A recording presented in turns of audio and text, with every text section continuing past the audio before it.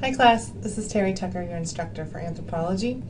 Congratulations, we are almost halfway through the quarter. Can you believe it? Neither can I. Last week you learned about hominid characteristics and the characteristics that make humans unique, the way that they have evolved and how they might have evolved. You also finished exam 1 and those grades will be loaded into the grade book today. Overall, people did pretty well. Now we're moving into a new unit, and it's a fun one. It's archaeology. This week you have 2 assignments. One is for grades, and the second one is for extra credit.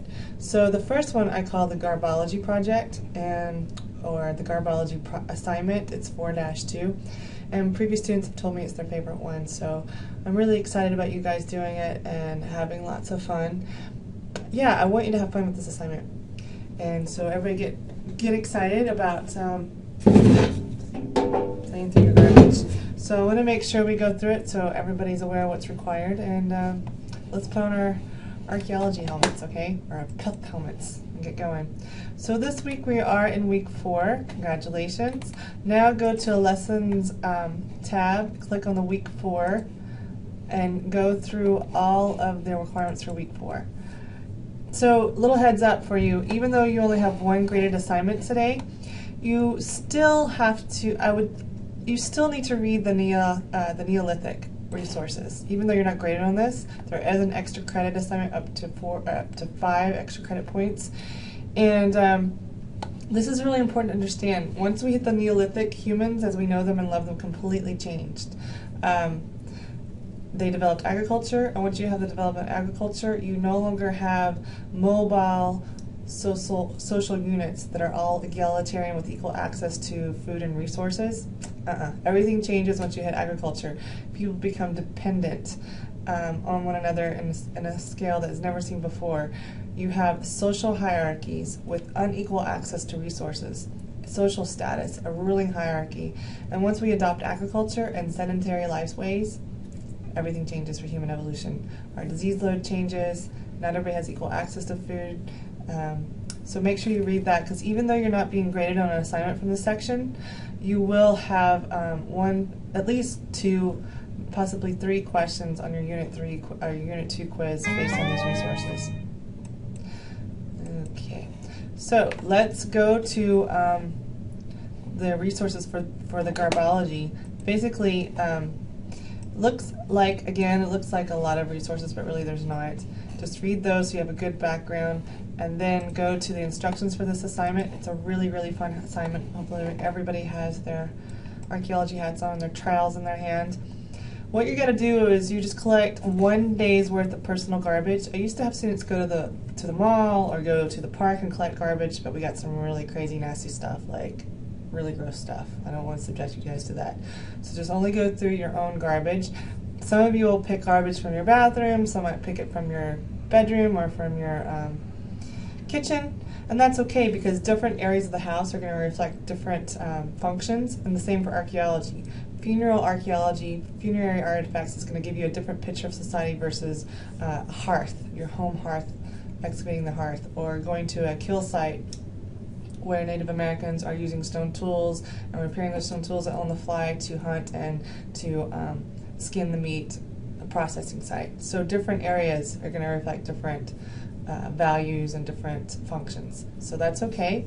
When you go through your garbage, you might want to do it 2 different ways. You might want to play like an archaeologist, so you might want to excavate like 10 centimeters at a time. I have no idea why it's doing that, sorry. And take it out. Maybe use some BSI precautions, body substance, just so you won't get messy. Put some gloves on, and latex gloves. Take it out, put it out there, and then just spread it out, see what you have. So maybe you have 6 plastic cups. So you'd write down 6 plastic cups. Maybe you have 4 napkins, 4 tissues, 5 beer bottles, 2 pain reliever tablets, or whatever. Write all that down, and then you're going to classify it according to material type. So paper, or organic, or non-organic, or plastic, whatever you feel like. Or you may classify it based on function items. You know, personal hygiene versus food versus whatever.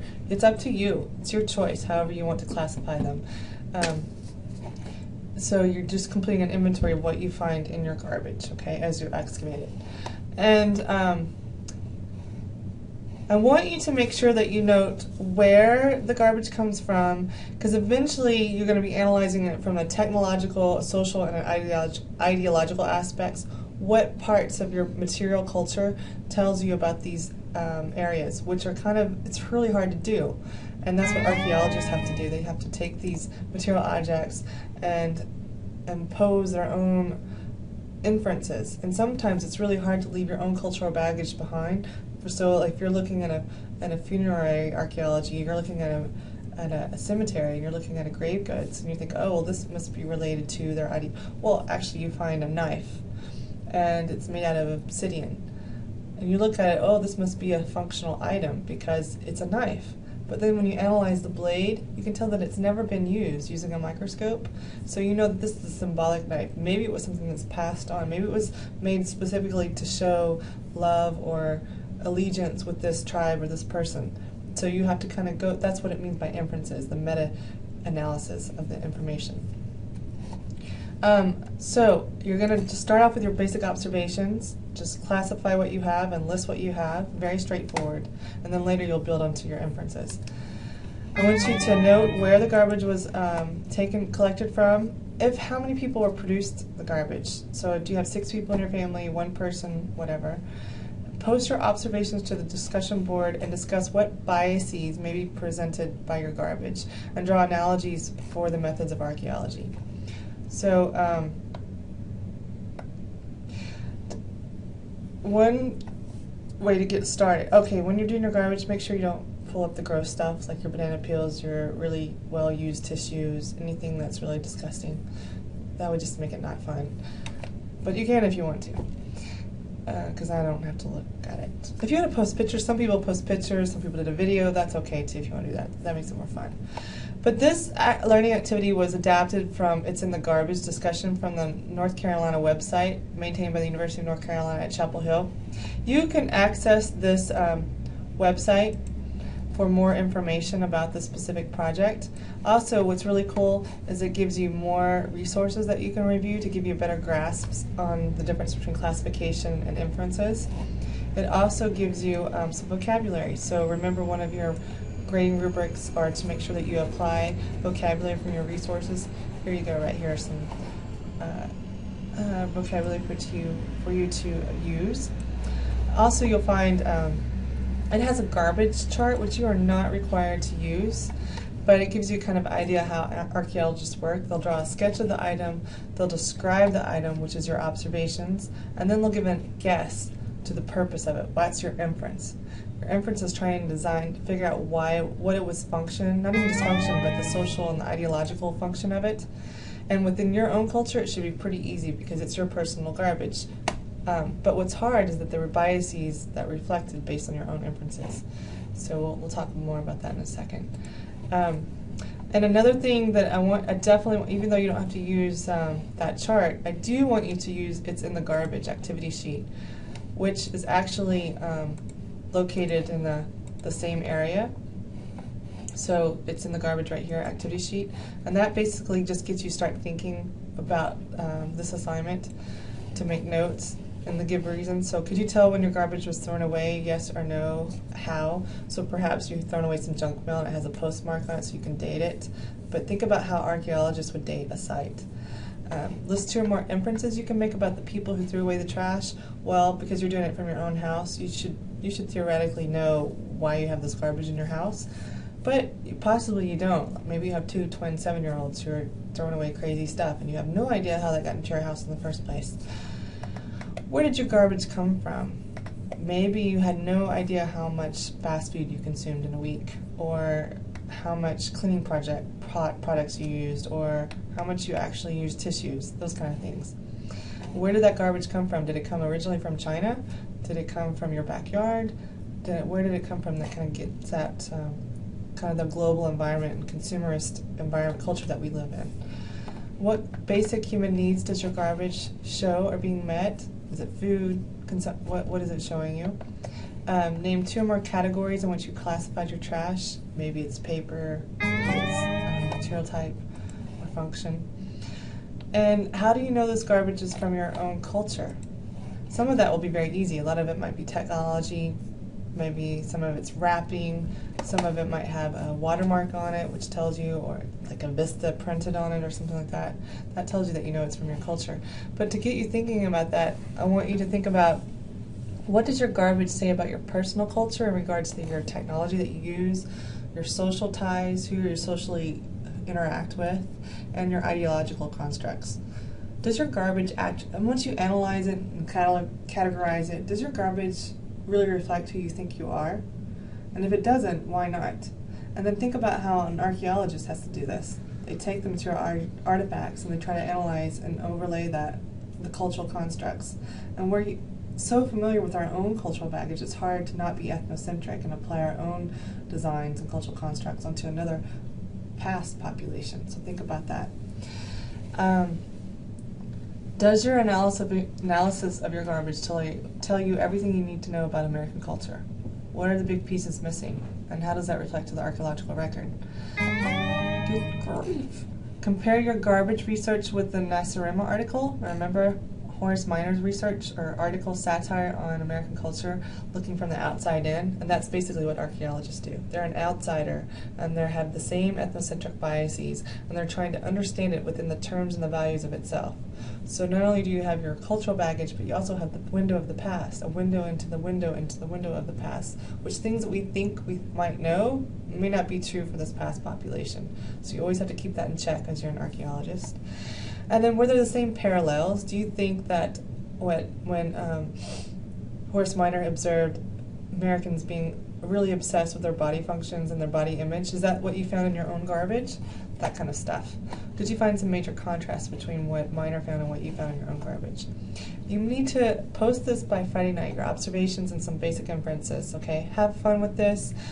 That's why you only have one graded assignment this week. I want you to spend some time on this and to really think about it, okay? And then also you need to respond to your other student classmates, at least one, but the more people you respond to, the more fun it is. You can see, it's really fun to go through people's garbage and see what they're inferring. Then also some other questions I want you to think about. Do the contents of your garbage change throughout the year? I mean, what happens at Christmas, or if you celebrate Christmas, or your birthdays, or those kind of events? If you have a party, I mean, what if you happen to excavate your garbage on the day that you had a big party and you found 50 bottles of booze in there? Was that an accurate reflection of your day-to-day activities?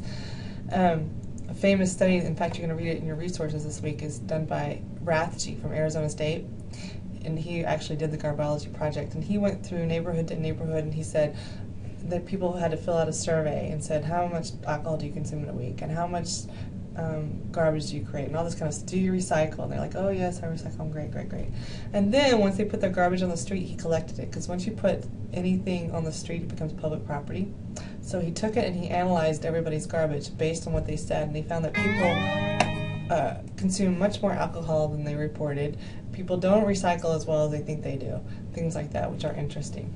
He's also going through all the dump sites in the United States, and he's analyzing the garbage from using the archaeological methodologies, and saying this is what America is. If you looked at our garbage, not only are we have so much, we have more garbage than any other country in the world. That reflects our culture. We're consumerists. That's how we keep our culture going, is by spending money. That's why after the World Trade Center happened, Bush said, hey, here's a tax break, let's all go spend some money. That keeps our economy going. So does our garbage reflect our culture, and does your garbage reflect your personal values? Why or why not? So what mistakes might an archaeologist make about you or your family if they only study the garbage from special events? And the reason why I ask this question is because that's what happens in the archaeological record. Usually what gets preserved from the past are special events, cemetery, stuff that was supposed to be preserved, large ceremonial feasts, but that may not be reflective of day-to-day activities. A large midden of shells, because there was a big potlatch of mollusk shells, but that doesn't reflect day-to-day activities. And so that's the kind of hat that you need to be thinking about. Ethnocentrism, inferences based on observations, going through filters, through filters, through filters. And that's it. And if you have any questions, please shoot me an email or give me a call if you're anxious about anything. And I hope everybody has a very wonderful, great, fantastic summer break. Or not even a break, but a week. Okay, take care. Bye.